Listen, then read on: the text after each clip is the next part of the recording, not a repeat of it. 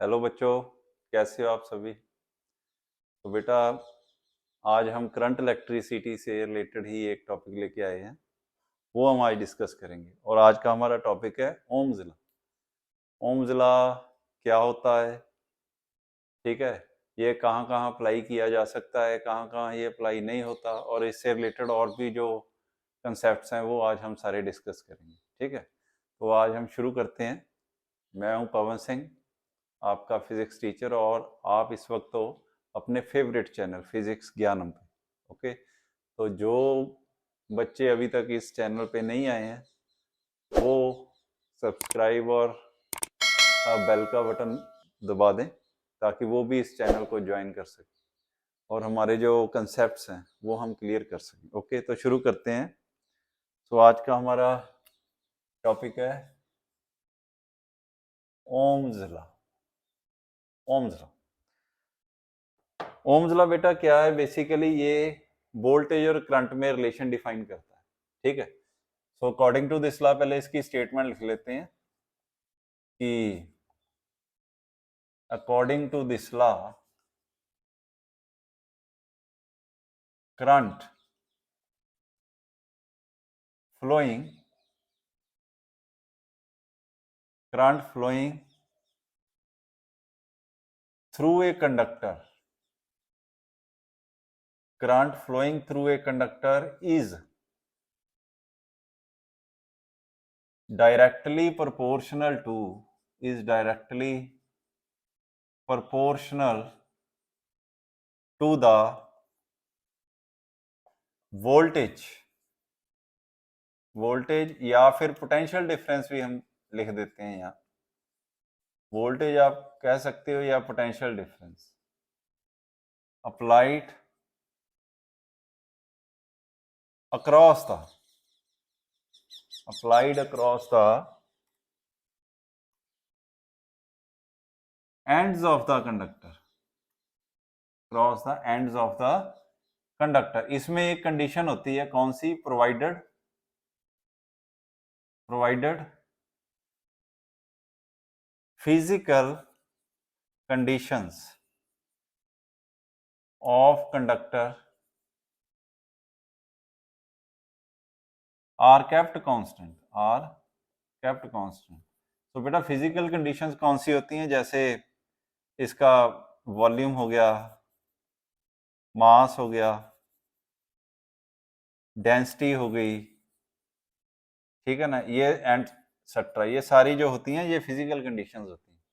So according to this law क्या है कि जैसे मान लो ये कोई कंडक्टर है, इसके एंड के क्रॉस हमने पोटेंशियल डिफरेंस लगा दिया, तो इसमें से जो करंट फ्लो करेगा, मान लो आई करंट फ्लो कर रहा है और हमने पोटेंशियल डिफरेंस लगाया V, तो जो करंट फ्लो करेगा वो पोटेंशियल डिफरेंस के क्या होगा? डायरेक्टली प्रोपोर्शनल होगा। कहने का मतलब है जैसे जैसे पोटेंशियल डिफरेंस इंक्रीज करेंगे वैसे वैसे ही करंट इंक्रीज करेगा, सेम प्रोपोर्शन में इंक्रीज करेगा, ठीक है ना।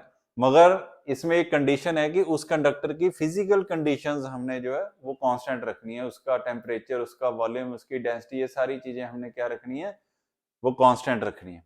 तो इसे इक्वेशन के रूप में हम कैसे लिख सकते हैं? जैसे मैंने कहा कि करंट जो है वो डायरेक्टली प्रोपोर्शनल होगा पोटेंशियल डिफरेंस के। अब जब हम प्रोपोर्शनलिटी का साइन हटाते हैं तो किसी कांस्टेंट से मल्टीप्लाई करते हैं, ये मैंने मल्टीप्लाई कर दिया, और इसे मैं कैसे लिख सकता हूँ? v इज इक्वल टू के को दूसरी तरफ ले जाओ, ये बन गया 1/k इंटू आई, और ये जो 1/k है इसे हम लिख देते हैं r, r i r भी लिख देते हैं इसे, v is equal to I R. Where r क्या है? वेयर r क्या है? ये भी कांस्टेंट है, क्योंकि कांस्टेंट का इनवर्स भी क्या होता है? कांस्टेंट ही होता है। तो ये हो गया constant of proportionality, constant of proportionality इसे हम कहते हैं, और इसे क्या बोल देते हैं? रेजिस्टेंस बोल देते हैं, रेजिस्टेंस ऑफ द कंडक्टर, ठीक है, इसे क्या बोल देते हैं? रेजिस्टेंस ऑफ द कंडक्टर बोल देते हैं। तो इस स्टेटमेंट को v is equal to I R, इस स्टेटमेंट को हम कहते हैं ओम्स लॉ, ठीक है। तो ओम्स लॉ क्या कहता है कि करंट जो कंडक्टर में फ्लो करता है वो बिल्कुल डायरेक्टली प्रोपोर्शनल होगा किसके, जो हमने इसके एंड्स के क्रॉस पोटेंशियल डिफरेंस अप्लाई किया। ठीक है, तो इतना तो आपको समझ लग ही गया होगा। अब इसकी थोड़ी सी रेजिस्टेंस के बारे में आपको मैं बता देता हूँ। ये रेजिस्टेंस क्या होता है, ये तो मैंने बताया ही अभी आपको कि ये कांस्टेंट ऑफ प्रोपोर्शनलिटी है, मगर इसकी बेसिक डेफिनेशन क्या है और ये किस पे डिपेंड करता है, ये सारी बातें आज हम करेंगे। तो अभी हम बात कर लेते हैं रेजिस्टेंस की। तो रेजिस्टेंस क्या है, ठीक है, अभी मैंने आपको बताया कि V is equal to I R, ये क्या होता है, ओम्स लॉ। सो R क्या हो गया, V ओवर I, और ये जो R है इसी को हम क्या बोल देते हैं, रेजिस्टेंस बोल देते हैं। ठीक है ना। सो रेजिस्टेंस क्या है कि जब कंडक्टर में से करंट फ्लो करता है, करंट फ्लो करने का क्या मतलब है कि जितने भी चार्ज कैरियर्स हैं उस कंडक्टर में, जैसे मान लो एक कंडक्टर है, कंडक्टर में जितने भी चार्ज कैरियर्स हैं वो सभी एक पर्टिकुलर डायरेक्शन में मूव करना शुरू करते हैं जब करंट फ्लो करता है। ठीक है ना। जब ये फ्लो करेंगे कंडक्टर में से तो इन्हें अपोजिशन फील होगी। जैसे हम, आपको मालूम ही है, जैसे हम मैकेनिक्स में करते हैं कि जब किसी बॉडी को हम सरफेस पे मूव कराने की कोशिश करते हैं और एक opposing force between two surfaces act करती है, जिसे हम क्या बोल देते हैं, फ्रिक्शन बोलते हैं। और ये फ्रिक्शन मोशन को क्या करती है, अपोज करती है, बॉडी को, इनके रिलेटिव मोशन को अपोज करती है और बॉडी को रोकने की कोशिश करती है। सेम इसी तरह से जब इलेक्ट्रॉन्स मूव करेंगे पोटेंशियल डिफरेंस अप्लाई करने पर, ठीक है ना, पोटेंशियल डिफरेंस अप्लाई करने पर जब इलेक्ट्रॉन्स मूव होंगे तो ये कंडक्टर जो है इन पे अपोजिशन लगाएगा। जैसे ये सरफेस अपोजिशन लगा रहा था इस बॉडी पे, वैसे ही कंडक्टर जो है इलेक्ट्रॉन्स पे अपोजिशन लगाएगा। उस अपोजिशन को हम क्या कह देते हैं, रेजिस्टेंस बोल देते हैं। तो रेजिस्टेंस क्या है, it is the opposition, it is the opposition offered by, it is the opposition offered by the conductor,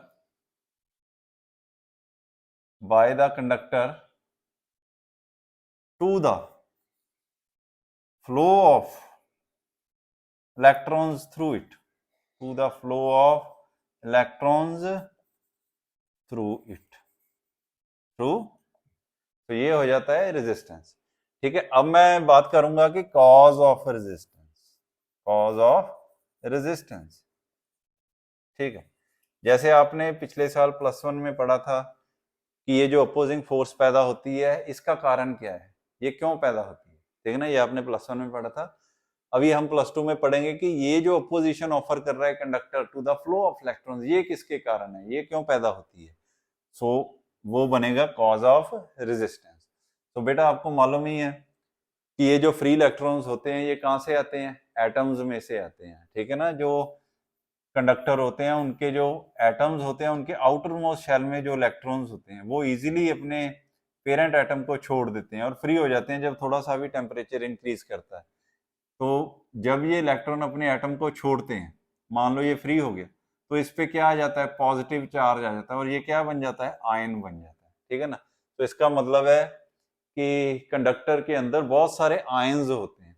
ठीक है ना, जितने इलेक्ट्रॉन्स होते हैं उतने ही आयन्स होते हैं। कई एटम जो है 2 इलेक्ट्रॉन छोड़ते हैं, कई 3 छोड़ते हैं, कोई 1 छोड़ता है। ठीक है ना, सो इसलिए कई कंडक्टर्स में जितने एटम होते हैं उतने ही फ्री इलेक्ट्रॉन्स होते हैं और कईयों में ज्यादा भी होते हैं। ओके, तो कहने का मतलब है, मेन बात ये है कि इस कंडक्टर में इलेक्ट्रॉन्स, फ्री इलेक्ट्रॉन मूव करेंगे और बहुत सारे क्या होंगे, आयन्स होंगे।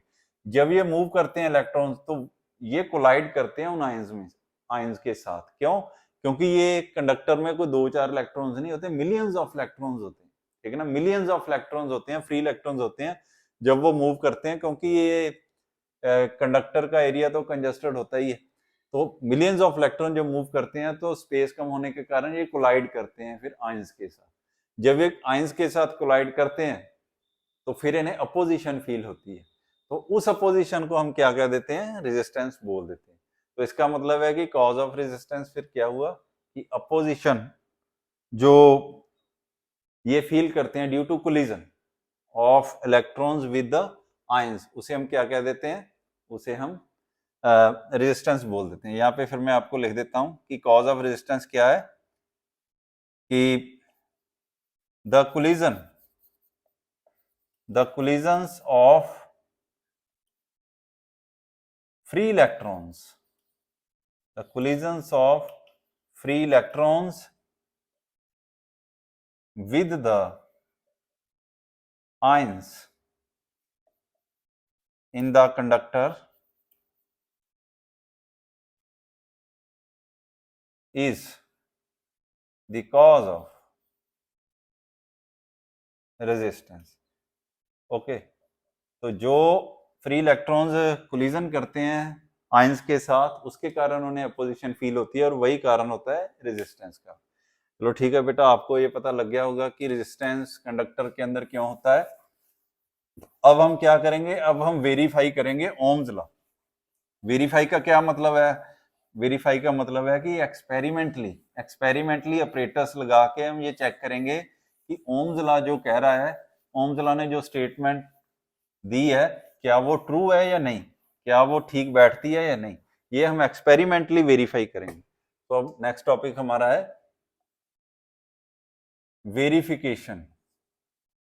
Verification of Ohm's law. Okay, ये हम करेंगे लैब में।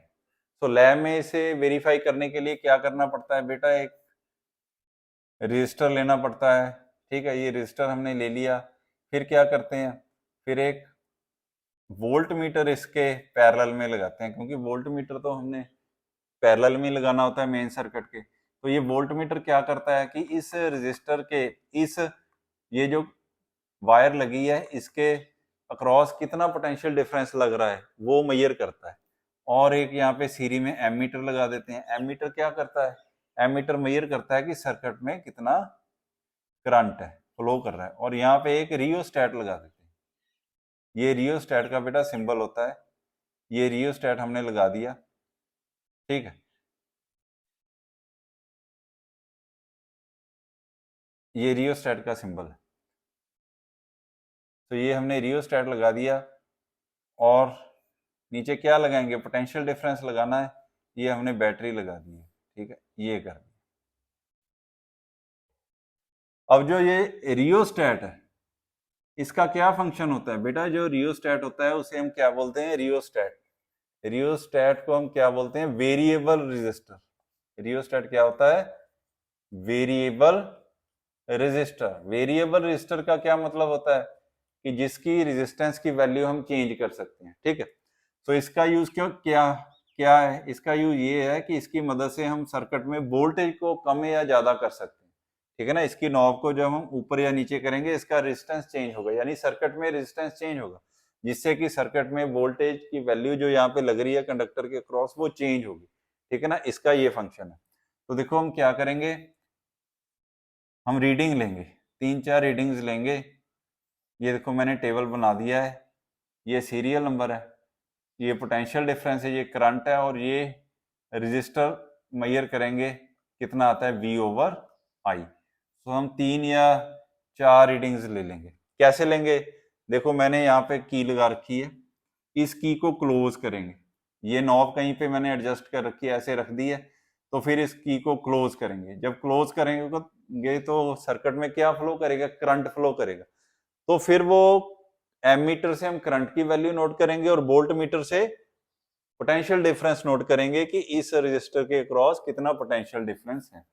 तो यहाँ पे मान लो मैं पोटेंशियल डिफरेंस की वैल्यू V1 आ गई, करंट की वैल्यू कितनी आ गई, I1 आ गई, तो इसकी रेशो ले लेंगे, V1/I1 हम कैलकुलेट कर लेंगे कितना आता है। ये हमारी फर्स्ट रीडिंग होगी। अब क्या करेंगे, इसकी नॉब को शिफ्ट करेंगे। मान लो मैंने नीचे को शिफ्ट कर दी इसकी नॉब, जिससे क्या होगा कि इसकी रेजिस्टेंस कम होगी या ज्यादा होगी। तो मैंने नीचे को की है तो इसकी रेजिस्टेंस कम होगी, तो रेजिस्टेंस कम होगी तो यहाँ पे पोटेंशियल ड्रॉप कम होगा, तो यहाँ पे पोटेंशियल डिफरेंस बढ़ जाएगा, यानी कि पोटेंशियल डिफरेंस की वैल्यू चेंज होगी। तो जितनी वैल्यू अब लगेगी पोटेंशियल इसके वोल्ट मीटर से हम नोट कर लेंगे, वो कितनी आ जाएगी, V2 आ जाएगी। ठीक है ना, जितनी वैल्यू यहाँ पे पोटेंशियल डिफरेंस की है वो वोल्ट मीटर से नोट कर लेंगे, वो कितनी आ जाएगी V2, एंड कोरस्पॉन्डिंग करंट भी नोट करो, वो आ जाएगा I2। फिर इसकी रेशियो ले लेंगे, ठीक है। इसी तरह से थर्ड रीडिंग लेंगे। अब इसकी नॉब को और नीचे को शिफ्ट कर देंगे, ठीक है। जब नीचे को शिफ्ट करेंगे या इसका रेजिस्टेंस और कम होगा, यहाँ पे पोटेंशियल डिफरेंस और कम होगा। जब यहाँ पे पोटेंशियल डिफरेंस कम होगा तो यहाँ पे ज्यादा और ज्यादा हो जाएगा, यानी कि चेंज होगा। तो कितना चेंज हुआ ये वोल्ट मीटर से नोट कर लेंगे, कोरस्पॉन्डिंग करंट नोट करेंगे और फिर रेशो ले लेंगे, ठीक है। अब ये रेशो को चेक करेंगे कि कितनी वैल्यू आती है। अगर रेशो की वैल्यू लगभग सेम आती है, लगभग सेम का क्या मतलब है, मान लो मैं वैसे ही एग्जांपल ले रहा हूं, इसकी वैल्यू आ गई 2.01, इसकी वैल्यू आ गई 2.03, इसकी वैल्यू आ गई 2.02। तो ये देखो है डिफरेंट है, मगर बहुत कम डिफरेंस है इन वैल्यूज में। हम इसको क्या बोल लेते हैं, ऑलमोस्ट कांस्टेंट बोल लेते हैं, कि जो वी ओवर आई की वैल्यू ऑलमोस्ट क्या रह रही है, कांस्टेंट रह रही है। यानी कि रेजिस्टेंस जो है हमें जो मिल रहा है उसकी वैल्यू सेम मिल रही है। यानी कि क्या मतलब है कि जो रेशो है V ओवर आई की रेशो जो है वो क्या है, कांस्टेंट है। यानी कि V ओवर आई की रेशो क्या मिल रही है, हमें कांस्टेंट मिल रही है। और वो कांस्टेंट क्या है, रेजिस्टर है, रेजिस्टेंस है। और V किसके इक्वल हो गया, I है। तो यहां से हम फिर ओम्स लॉ को वेरीफाई कर लेते हैं, क्योंकि ओम्स लॉ क्या कहता है कि करंट जो है वो पोटेंशियल डिफरेंस के डायरेक्टली प्रोपोर्शनल है। डायरेक्टली प्रोपोर्शनल का क्या मतलब है कि V और I की वैल्यू जो है, V ओवर I की वैल्यू जो है वो क्या रहेगी, कांस्टेंट रहेगी। अगर V ओवर I की वैल्यू कांस्टेंट रहती है तो ओम्स लॉ क्या हो गया, वेरीफाई हो जाएगा। तो हमने यहाँ पे V ओवर I की वैल्यू देखो निकाली है, तो V ओवर I की वैल्यू ऑलमोस्ट कांस्टेंट आई है। इसका मतलब है कि इस सर्किट में करंट जो है पोटेंशियल डिफरेंस के डायरेक्टली प्रोपोर्शनल है और ओम्स लॉ क्या हो गया, वेरीफाई हो गया। तो बेटा इस तरह से हम ओम्स लॉ को वेरीफाई कर लेते हैं। अब ये जो रीडिंग हमारे पास आई है इसका हम फिर ग्राफ बनाते हैं, ठीक है ना, ग्राफ बनाते हैं। देखो मैं यहाँ पे बना के दिखाता हूँ आपको। ग्राफ हम दो तरीके से बना सकते हैं। एक हम ऐसे बना सकते हैं कि पोटेंशियल डिफरेंस को एक्स एक्सिस के अलोंग ले लेंगे और करंट को वाई एक्सिस के अलोंग ले लेंगे। इसको हम कहते हैं आईवी ग्राफ बोल देते हैं, आईवी ग्राफ, क्योंकि आई को हमने वाई एक्सिस के अलोंग लिया है और पोटेंशियल डिफरेंस को किसके अलोंग लिया है, एक्स एक्सिस के। तो जब हम ग्राफ ड्रा करेंगे तो क्या आनी चाहिए, स्ट्रेट लाइन आनी चाहिए, स्ट्रेट लाइन बननी चाहिए। स्ट्रेट लाइन का क्या मतलब है कि जितना पोटेंशियल हम इंक्रीज कर रहे हैं उतना ही करंट इंक्रीज हो रहा है, तो ग्राफ क्या बन रहा है, स्ट्रेट लाइन बन रहा है। स्ट्रेट लाइन का क्या मतलब होता है, स्ट्रेट लाइन का मतलब होता है कि हर पॉइंट पे इसकी स्लोप जो है वो कांस्टेंट है। तो इसकी स्लोप हमें क्या दे रही है वो हम अब फाइंड आउट करेंगे, ठीक है। तो अगर वी आई और वी के बीच में ग्राफ स्ट्रेट लाइन आता है, ठीक है ना, तो उसका मतलब होता है कि ओम्स लॉ क्या हो गया, वेरीफाई हो गया। इसका क्यों ऐसा मतलब होता है ये हम अभी डिस्कस करेंगे। वो कैसे पता लगेगा, इसकी स्लोप निकालेंगे। बेटा आपको मालूम ही है कि किसी भी स्ट्रेट लाइन की स्लोप निकालनी हो तो हम टेंजेंट थीटा फाइंड आउट करते हैं, थीटा फाइंड आउट करते हैं। स्लोप का क्या मतलब होता है कि वो लाइन जो है हॉरिजॉन्टल के साथ कितना एंगल बना रही है, ठीक है ना। तो वह एंगल निकालना, हॉरिजॉन्टल के साथ एंगल निकालने के लिए देखो मैंने ये एक राइट एंगल ट्रायंगल बना ली, ये एंगल थीटा। अगर ये एंगल थीटा होगा तो ये भी एंगल थीटा होगा। तो देख लेते हैं, ये मान लो ए है, ये बी पॉइंट है, ये सी पॉइंट है। ये देखो यहाँ पे पोटेंशियल एक्सेस के अलोंग देखो, ये मैं m मान लेता हूँ, n मान लेता हूँ। m से n तक कितना पोटेंशियल डिफरेंस है, मान लेते हैं डेल्टा v है। इसी तरह से ये करंट एक्सेस के अलोंग लो, करंट एक्सेस के अलोंग ये कितना करंट आ गया यहाँ से यहाँ तक, मान लेते हैं ये डेल्टा आई आता है। अब हमने इसकी स्लोप निकालनी है, तो स्लोप क्या होती है, टेंजेंट थीटा। तो स्लोप होती है tangent theta. So tangent theta किसके इक्वल होता है, परपेंडिकुलर ओवर बेस। सो यहाँ पे परपेंडिकुलर देखो कौन सा है, BC है, और बेस क्या है, AB है। सो BC किसको डिनोट कर रहा है, देखो BC इसके इक्वल है, BC बिल्कुल इसके इक्वल है, तो इसकी वैल्यू कितनी है, डेल्टा आई। और AB की कितनी वैल्यू है, देखो MN के इक्वल है, और MN की वैल्यू कितनी हमने ली है, डेल्टा V।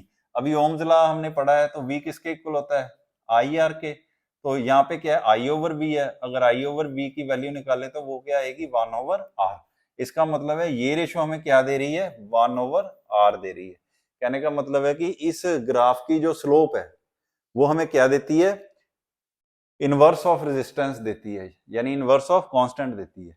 अब स्ट्रेट लाइन का मतलब है कि ग्राफ कि स्लोप जो हर पॉइंट पे क्या है, सेम है, यानी कि 1/i r की वैल्यू हर पॉइंट पे क्या है, सेम है। अगर 1/r की वैल्यू सेम है तो r की वैल्यू भी क्या होगी, सेम होगी, यानी कांस्टेंट होगी, यानी v/i। r क्या होता है, v/i। r की वैल्यू हर पॉइंट पे सेम होने का मतलब है v/i की वैल्यू सेम है, यानी कि v/i क्या है, कांस्टेंट है। तो जब v/i कांस्टेंट हो जाता है तो हम कहते हैं कि ओम्स लॉ इज वेरीफाइड। सो इस तरह से ओम लॉ वेरीफाई हो जाता है।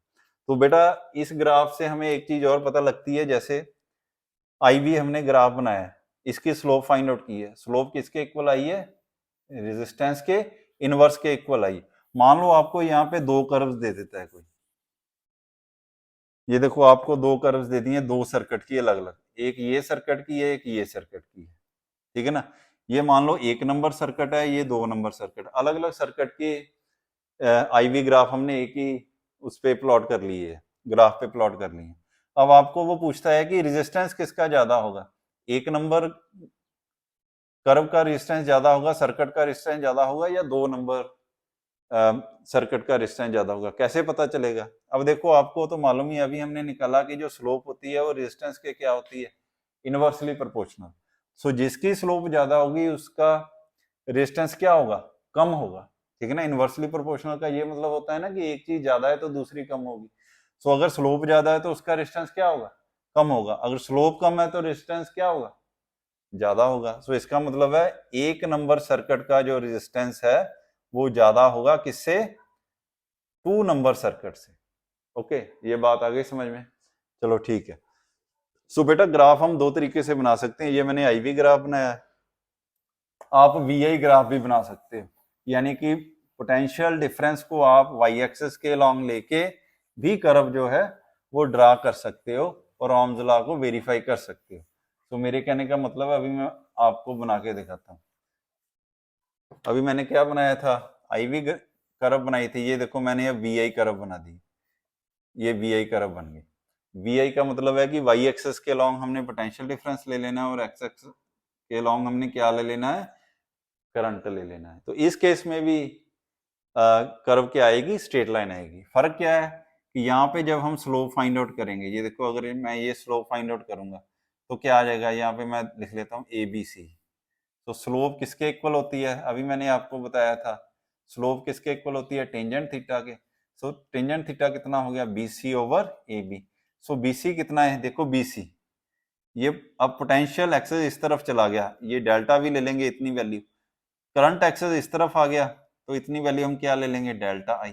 वैल्यू भर दो, क्या आ गया, डेल्टा V/डेल्टा आई। ओम्स लॉ क्या कहता है कि V/I क्या होता है, R होता है, इसका मतलब ये क्या आ गया, R आ गया।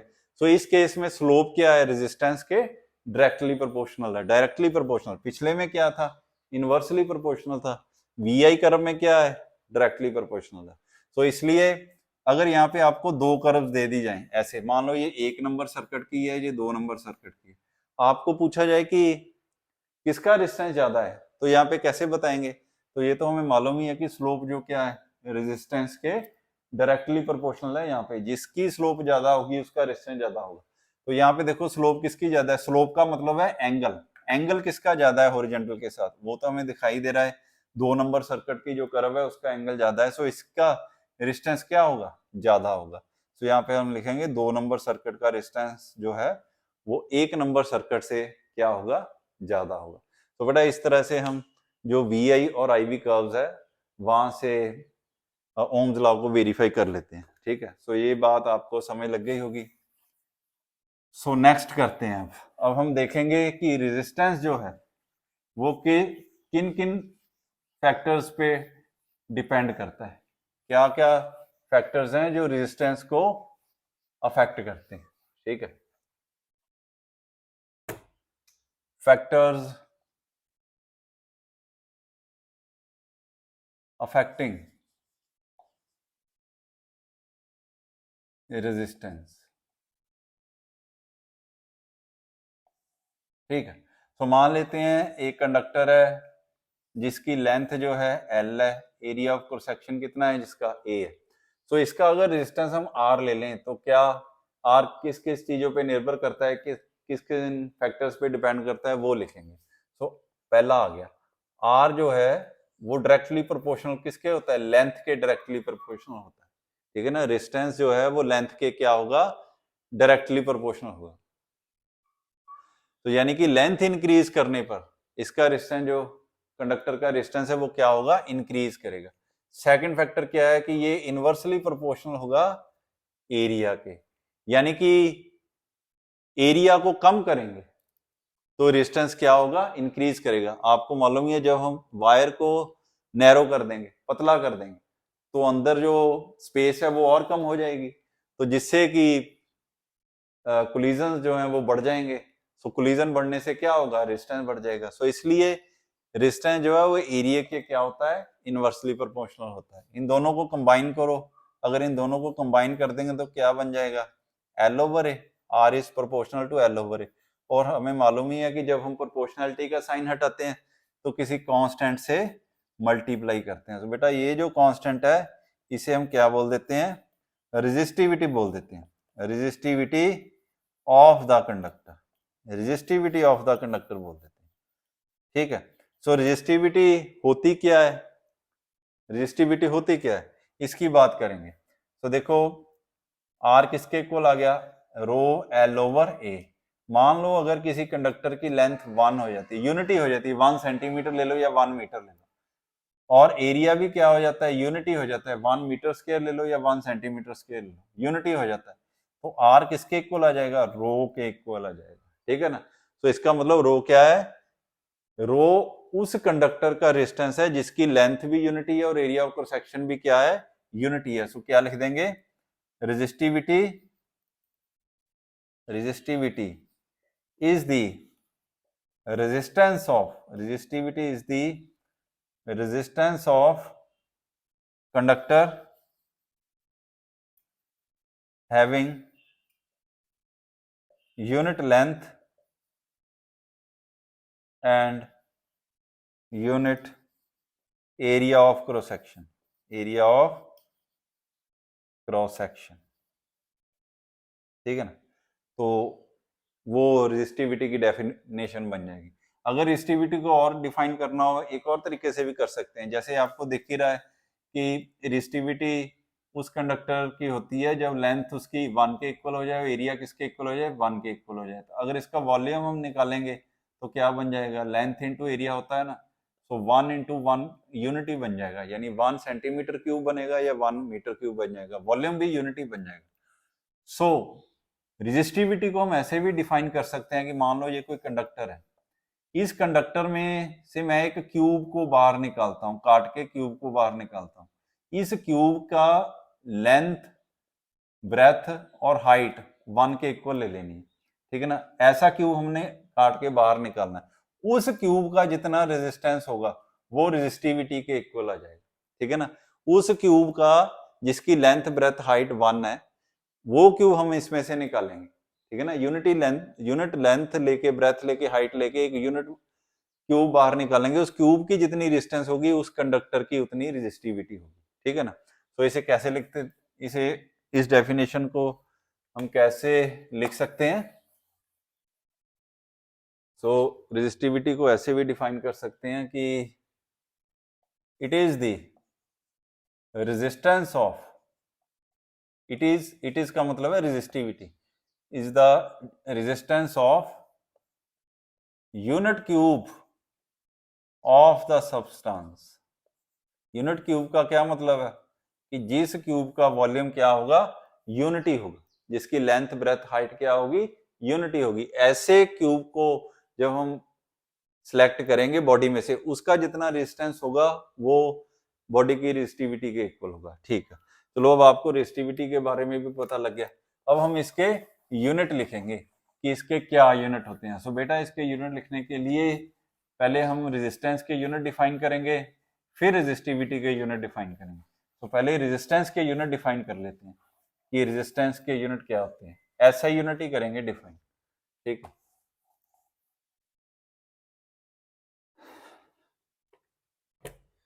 तो यूनिट्स करेंगे, पहले रेजिस्टेंस के करते हैं, रेजिस्टेंस। अब हमें मालूम है कि फ्रॉम ओम्स लॉ के अकॉर्डिंग वी किसके इक्वल होता है, आई आर के। तो आर किसके इक्वल हो गया, V/I के। और ऐसे सिस्टम में पोटेंशियल डिफरेंस को कैसे मेजर करते हैं, किस में मेजर करते हैं, वोल्ट में, और करंट को एम्पियर में करते हैं। ये बन गया वोल्ट पर एम्पियर। और वोल्ट पर एम्पियर को हम क्या लिख देते हैं, ओम लिख देते हैं, ठीक है ना, क्या लिख देते हैं, ओम। यानी 1 ओम जो है वो किसके इक्वल होगा, 1 वोल्ट पर एम्पियर, 1 वोल्ट पर एम्पियर के बराबर होगा, ठीक है। सो ओम को हम एक सिंबल से भी डिनोट करते हैं, जैसे ओम है, इसका सिंबल क्या होता है, ऐसे करके बना देते हैं। इसका मतलब भी क्या है, ओम है, ये लिखा हो उसका मतलब भी क्या होगा, ओम होगा। तो ये लिख दिया। सो 1 ओम रेजिस्टेंस सर्किट का कब होगा, वायर का 1 ओम रेजिस्टेंस कब होगा, जब उस वायर में 1 एम्पियर करंट फ्लो करेगा 1 वोल्ट पोटेंशियल डिफरेंस अप्लाई करने पर। अगर हम किसी कंडक्टर के एंड्स पे मान लो 1 वोल्ट पोटेंशियल डिफरेंस अप्लाई करते हैं, और 1 वोल्ट पोटेंशियल डिफरेंस अप्लाई करने पर इसमें करंट फ्लो होता है, कितना करंट फ्लो होता है, 1 एम्पियर। अगर 1 एम्पियर करंट फ्लो होता है तो हम कहते हैं कि इसका रेजिस्टेंस कितना है, 1 ओम होगा, ठीक है ना। सो यहां से हम 1 ओम की डेफिनेशन जो है वो डिफाइन कर सकते हैं, ठीक है। तो ये बन गया। अब इससे अब हम क्या करेंगे, रेजिस्टिविटी की यूनिट डिफाइन करेंगे, रेजिस्टिविटी। तो अब जैसे अभी मैंने लिखा था कि रेजिस्टेंस किसके इक्वल था, रो एल ओवर ए। तो रो किसके इक्वल आ जाएगा, आर ए ओवर एल आ जाएगा, ओके। तो यहाँ पे इनके यूनिट भर दो। रेजिस्टेंस के क्या यूनिट थे, अभी मैंने बताया था ओम। एसआई सिस्टम में लिखने हैं।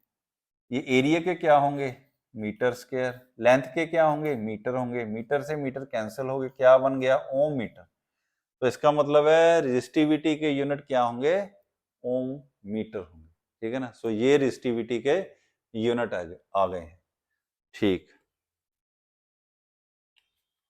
तो अब इसके बाद हम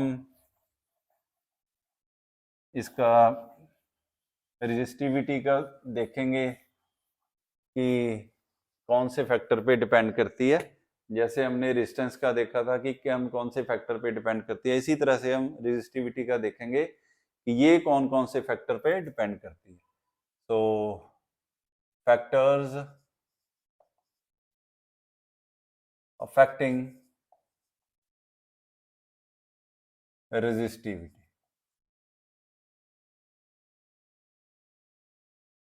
तो फैक्टर्स अफेक्टिंग रेजिस्टिविटी ये हम देखेंगे। अब मान लेते हैं कि एक कंडक्टर है, ये कंडक्टर है, इसके एंड, इसके क्रॉस हमने एक बैटरी लगा दी है। इस कंडक्टर की लेंथ जो है वो एल है। इसके क्रॉस जो इलेक्ट्रिक फील्ड लग रहा है, ठीक है ना, वो कितना लग रहा है, ई लग रहा है, ठीक, इतना लग रहा है। तो इसमें एन क्या है, number of electrons per unit volume है। तो ऐसे ये सारा सिस्टम चल रहा है। तो हमें मालूम ही है, we know from Ohm's law, V किसके इक्वल होता है, आई इंटू आर के इक्वल हो जाता है, ठीक है। तो V किसके इक्वल होता है, V होता है E ओवर L के। ये तो आपको मालूम ही है कि पोटेंशियल डिफरेंस और इलेक्ट्रिक फील्ड में क्या रिलेशन होता है, E इज इक्वल टू हम लिखते हैं माइनस dV ओवर dr लिखते हैं, ठीक है ना। सो dV को यहाँ पे, तो अगर आपने पोटेंशियल डिफरेंस लिखना हो,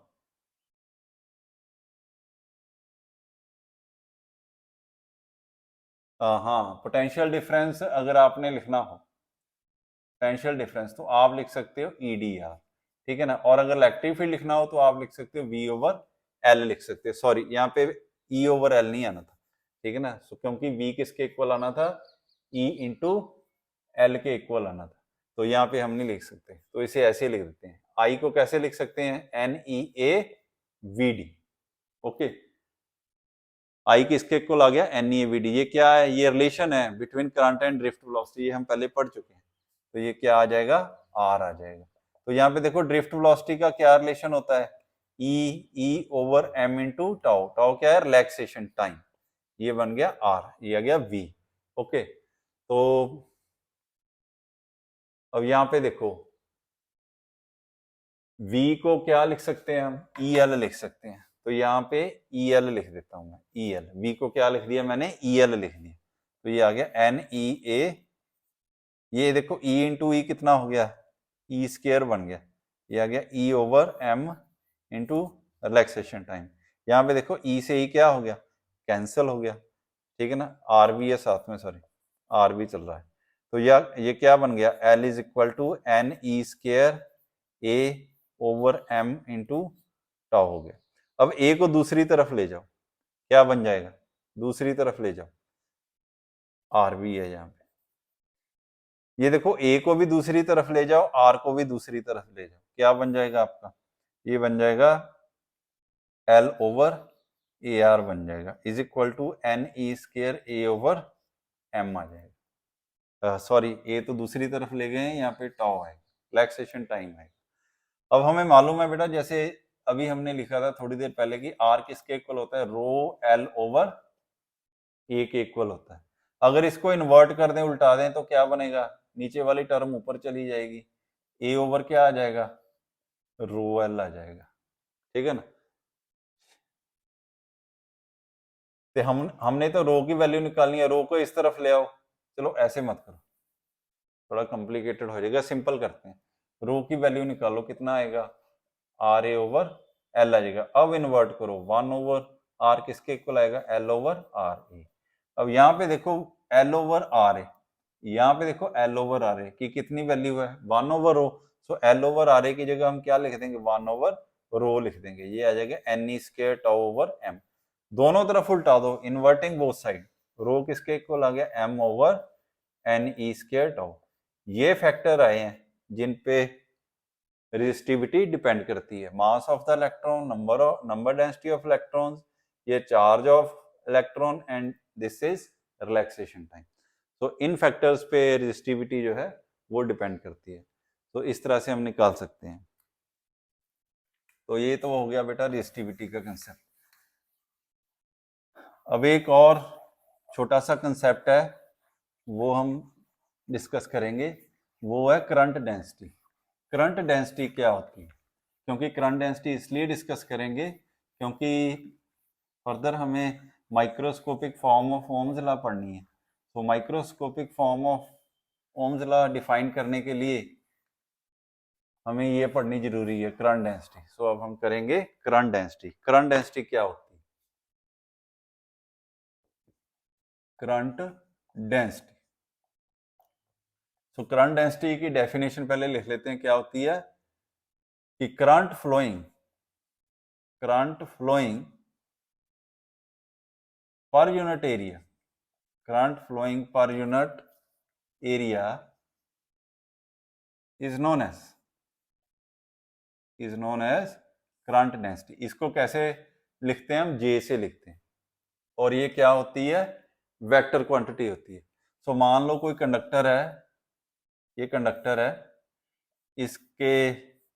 इसको हमने किसी बैटरी से जोड़ दिया है, इसमें से मान लो I करंट फ्लो कर रहा है, I करंट इसमें फ्लो कर रहा है, I करंट फ्लो कर रहा है, ठीक है। तो इसका एरिया ऑफ क्रॉस सेक्शन कितना है, A है, तो करंट डेंसिटी इसकी कितनी होगी, I ओवर A के इक्वल होगी, करंट फ्लोइंग पर यूनिट एरिया।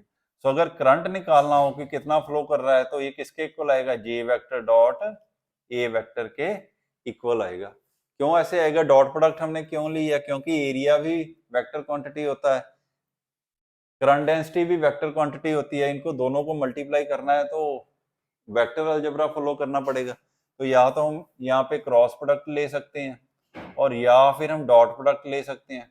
डॉट प्रोडक्ट इसलिए लिया क्योंकि डॉट प्रोडक्ट जो है इसका रिजल्ट क्या आता है, स्केलर आता है, और करंट क्या है, स्केलर क्वांटिटी है, इसलिए इसकी डॉट प्रोडक्ट लेनी पड़ी। अगर हम क्रॉस प्रोडक्ट ले लेते तो रिजल्ट वेक्टर आना था, मगर हमारी क्वांटिटी तो स्केलर है, इसलिए हम इसकी क्या ली है, हमने डॉट प्रोडक्ट लिया। सो ये डेफिनेशन बन जाती है करंट डेंसिटी की। तो बेटा ये फार्मूला हम यूज करते हैं जब करंट जो है यूनिफॉर्मली फ्लो करता है कंडक्टर में से। मान लो अगर यूनिफॉर्मली फ्लो नहीं करता, यानी कहीं पे ज्यादा है कहीं पे कम है, ऐसे फ्लो कर रहा है कंडक्टर के अंदर, तो करंट डेंसिटी की वैल्यू कैसे निकालेंगे। तो अगर मान लो कि करंट यूनिफॉर्म नहीं है, तो हम क्या करेंगे, इसका यूनिट एरिया कंसीडर करेंगे। मान लो इसका मैंने यहाँ पे यूनिट एरिया कंसीडर कर लिया, वो कितना एरिया है, मान लो ds वेक्टर है, ठीक है। तो अब एरिया जो है वो हमने एलिमेंट्री एरिया कंसीडर किया है। ये जो एरिया कंसीडर किया हमने क्या कंसीडर किया, एलिमेंट्री एरिया, बहुत छोटा एरिया है। तो ये इतना छोटा है कि इसमें फ्लो होने वाला करंट जो है ऑलमोस्ट क्या होगा, कांस्टेंट होगा। तो पहले हम करंट डेंसिटी यहाँ पे निकालेंगे। तो करंट डेंसिटी निकाल कैसे आएगी, करंट फ्लोइंग पर यूनिट एरिया। तो ये देखो कि ये जो एरिया है एलिमेंट्री है, तो इसमें से करंट भी बहुत कम फ्लो हो रहा होगा। तो मान लेते हैं इसमें से करंट कितना फ्लो हो रहा है, डी, और एरिया कितना है इसका, ds है। तो करंट डेंसिटी ये आ गई, ठीक है। तो डी किसके इक्वल आ जाएगा, जे वेक्टर डॉट ds वेक्टर। अगर आपने पूरे कंडक्टर में से करंट फ्लो कराना है, फाइंड आउट करना है कि पूरे कंडक्टर में कितना करंट फ्लो हो रहा है, तो इसे इंटीग्रेट कर देंगे। तो आई की वैल्यू क्या आ जाएगी, जे वेक्टर डॉट ds वेक्टर आ जाएगी, ठीक है ना। तो क्योंकि ये एरिया के अकॉर्डिंग है तो इसका सरफेस इंटीग्रल करेंगे। तो ये आ जाता है बेटा, इस तरह से हम करंट डेंसिटी फाइंड आउट करते हैं और टोटल करंट फाइंड आउट करते हैं जब करंट यूनिफॉर्मली डिस्ट्रीब्यूटेड नहीं होता।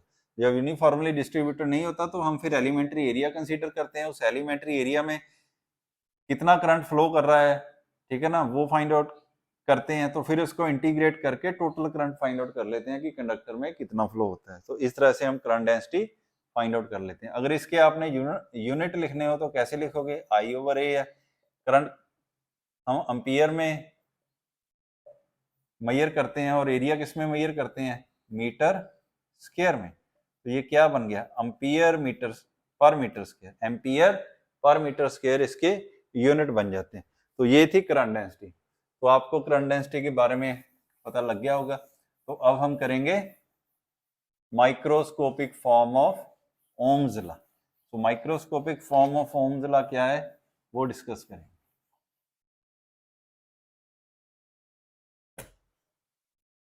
तो microscopic form of Ohm's law, Ohm's law, microscopic form of Ohm law क्या होता है, J is equal to sigma E, ये आता है।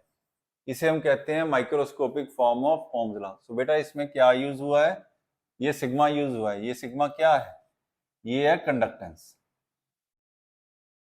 कंडक्टेंस है। ये कंडक्टेंस क्या होती है इसके बारे में आपको मैं पहले थोड़ा सा बता देता हूं क्योंकि ये इसमें यूज होगी।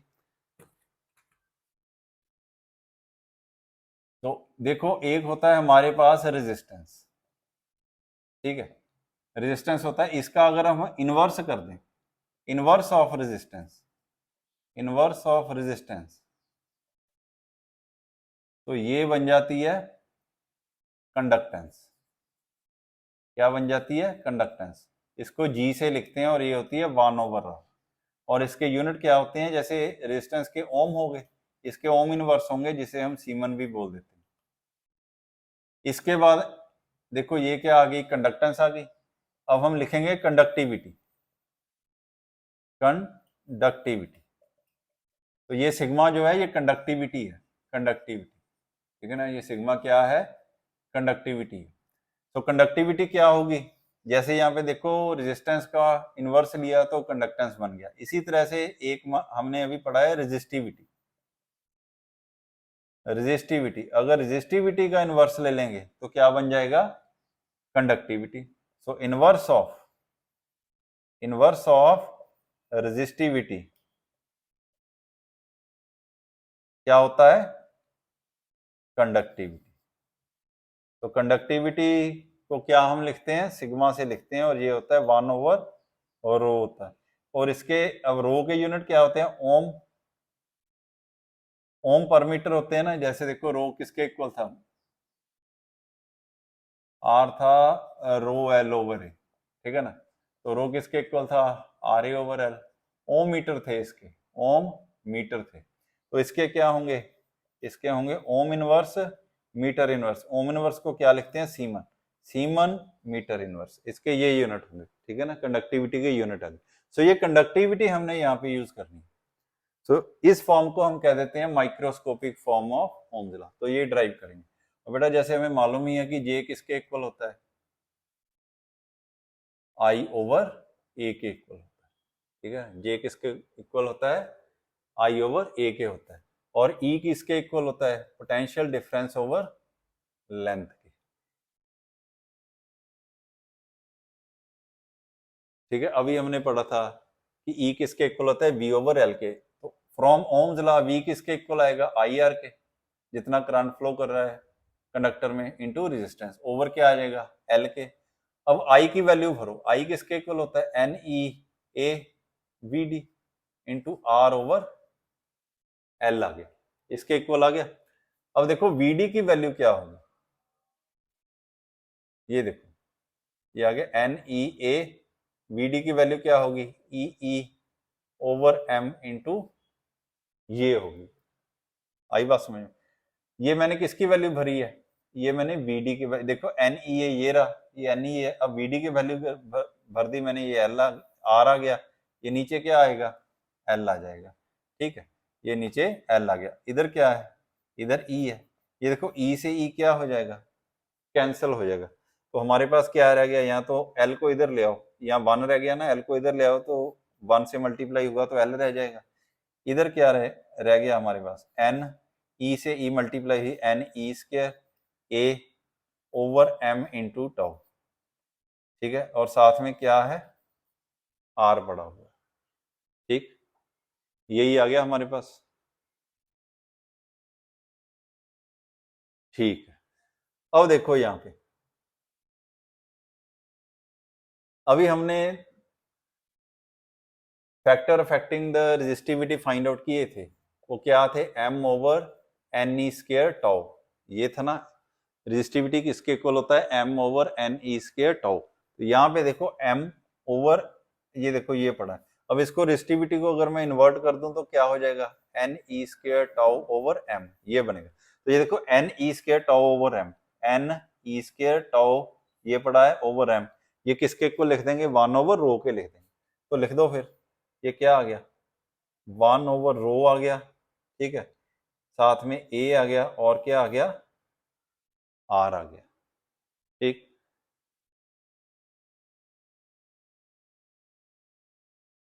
ये बन गया।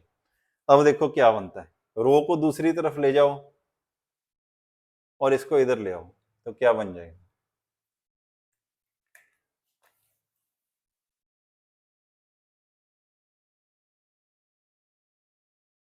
अब रो को दूसरी तरफ ले जाओ और एल को इस तरफ ले आओ, सो रो किसके इक्वल हो गया? ए आर ओवर एल के इक्वल हो गया। ठीक है, इसके इक्वल आ गया। अब हमें मालूम है कि जे जो होता है वो किसके इक्वल होता है? आई ओवर ए के इक्वल होता है। सो आई ओवर ए के इक्वल होता है। तो आई किसके इक्वल होता है?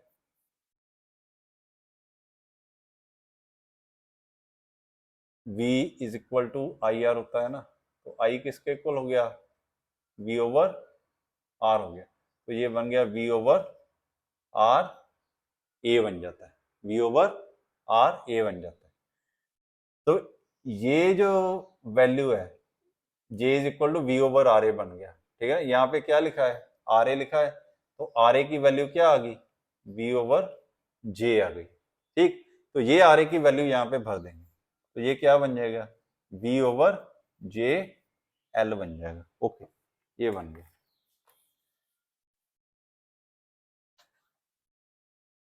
अब J को दूसरी तरफ ले जाओ और रो को इधर ले आओ, ये बन गया V ओवर रो L।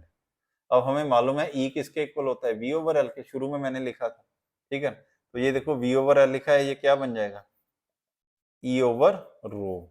और 1 ओवर रो क्या होता है? यहाँ पे देखो मैंने लिखा है कंडक्टिविटी होती है। तो J किसके इक्वल आ गया? सिग्मा E के इक्वल आ गया। तो ये बन गई microscopic form of Ohm's law. तो इस तरह से हम इसे बना सकते हैं।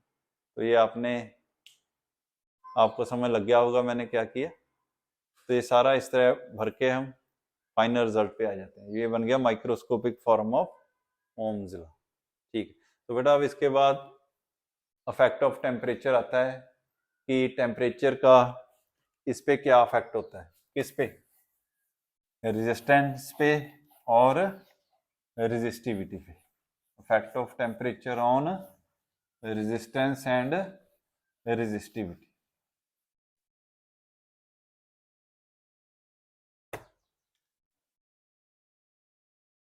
Effect of temperature on R and rho. R है resistance and rho है resistivity. पहले R की बात कर लेते हैं, resistance की बात कर लेते हैं.